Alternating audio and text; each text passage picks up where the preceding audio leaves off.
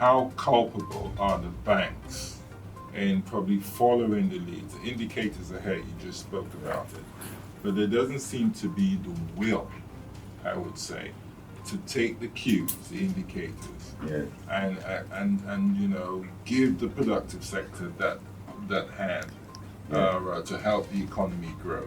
There doesn't seem to be that really kind of a will. They always seem to have to be coerced into it, which seems to be, I think, is problematic at best. Yeah. So let me say, under our Access to Finance project, the Jamaica Bankers Association are fully on board. We have agreed, and they are motivated to do so at this point in time. Reason being, because the government of Jamaica is no longer borrowing the levels that they used to borrow. So the financial sector can't just acquire government securities and make money.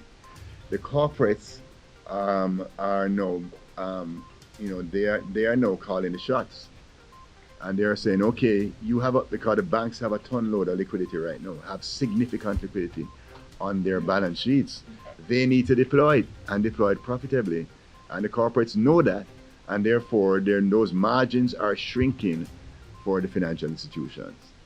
So they are motivated to find a new segment to bank at this point in time. So therefore it's like a perfect situation, because the banks now need to move to this segment. It's not easy to move them, because it's not easy to move these financial institutions in that direction.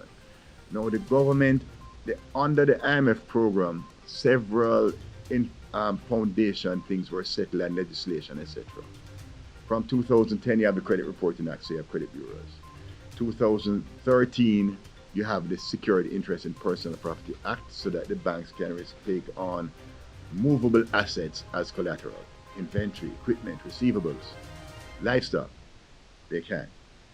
Then the electronic collateral registry was put in place in 2014, where you can put these assets and all banks can see the assets.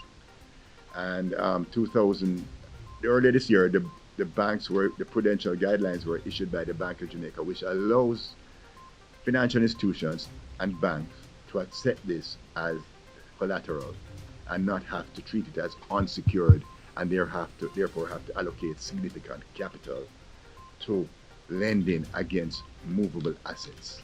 The banks are now looking at how they adjudicate credit to small and medium enterprises in a very deliberate way. We have a workshop on November 22nd where we are actually doing the work right now to look at how credit is adjudicated to small and medium enterprises and change how that's done.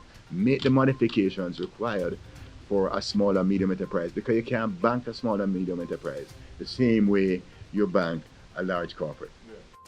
If Steve Jobs and Mark Zuckerberg were Jamaican, there'd be no Apple or Facebook, right?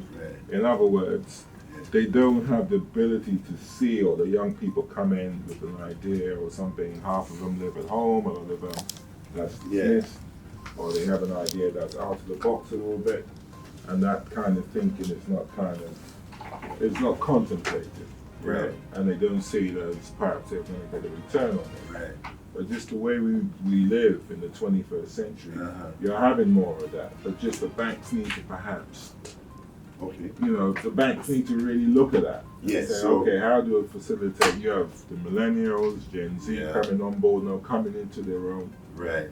And you have to look at that. Yeah, for sure. But there's just so many impediments for this generation and for the younger people to start businesses and to move ahead and to take the country ahead, because the baton's been passed on to them. Right. Okay, so I couldn't agree with you more. What I would say is that the ecosystem for lending, right, is not the primary domain of the banks. Venture capital, angel financing is where new ideas and that creativity should come from and be funded by. Private equity is another area that should be provided to these for ideas like to be generated. The micro stock exchange, which the minister spoke about, is another place where these ideas can be generated and put into action. Now, building out that venture capital, angel financing, and private equity framework in the capital markets is very important to that. We see a lot more of that occurring with private equity inside of the financial institutions. So financial institutions, not the banks, because it's not the domain of the banks. It's the domain of more security dealers to create those private equity funds, to create private equity vehicles to fund these ideas, fund these businesses that are fledgling and have a great opportunity for growth and need funding. Angel financing is where we should also provide a focus. We have seen First Angels, and we have an angel financing group out in Montego Bay. We need to expand that. With all the liquidity that's out there, it needs to find a home, and those vehicles are going to be created because some private sector entity will spot the opportunity. They know that we're in a stable macroeconomic environment, and that is a real opportunity to fund these areas. You know what I mean? So I agree with you, Al, and it's frustrating. And therefore, when we talk about impediments of growth, that's one of them. That ecosystem that funds ideas, innovation, creation, framework is in place. The private sector needs to step up. Financial institutions need to step up, provide those solutions. How do you see the global economy and its impact on Jamaica? You're talking now, you're seeing manufacturing down in the US and in a lot of Western economies, Germany, France, Spain. You sure that's what Mr. Trump said? Yeah, and then you have this kind of geopolitical tensions with Iran and oil. Yes. How do you see that? But in the meantime, we seem to be doing well. Right. In Jamaica, but it just seems. How do you see that? Well, China. Exactly. So we have the global tensions around the trade wars. We have it creates an uncertain environment for investors. So investors, until they are comfortable, that they can make their investments because they are comfortable with the global environment, they're comfortable that globalization will continue, they're comfortable that there will be free flows. Some may pull back and keep their money on the sidelines until they are comfortable that the risk have been reduced. That is one impact that could happen. Then you could have remittances if there's a slowdown. But I think U.S. unemployment rates came out at 3.5% this morning. So most of our remittances come from the U.S. actually. So therefore, that doesn't seem to be a real threat. You know what I mean? So therefore, that is where we could be impacted by foreign direct investments. If the international investors are nervous around the environment, and they probably hold back until they get more comfortable. But secondly, that's why we need to offset with domestic investments. That's why we need to address the access to finance issues.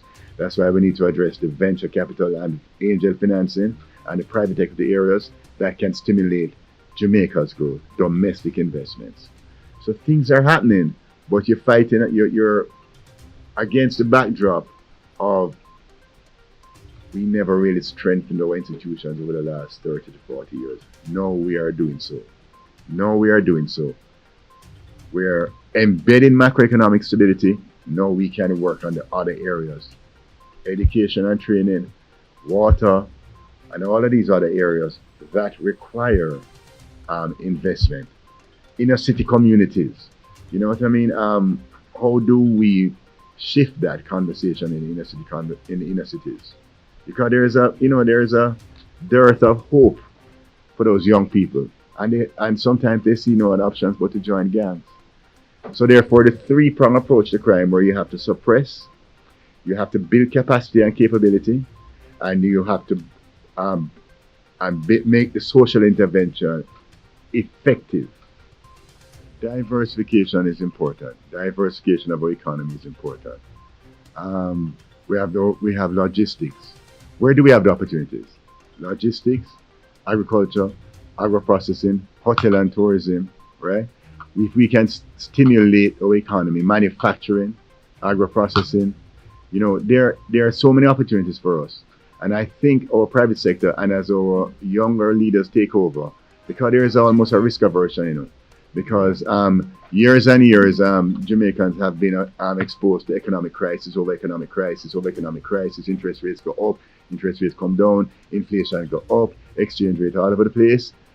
Therefore, people would rather sit on their capital rather than place it and invest it.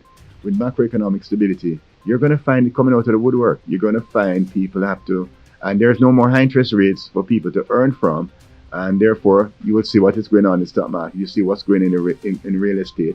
These are asset classes that are now liquidity has moved into. Now it needs to move into real sector. As we see the projects coming forward, it needs to move into the real sector, and we're going to see more of that. I firmly believe we're going to see more of that.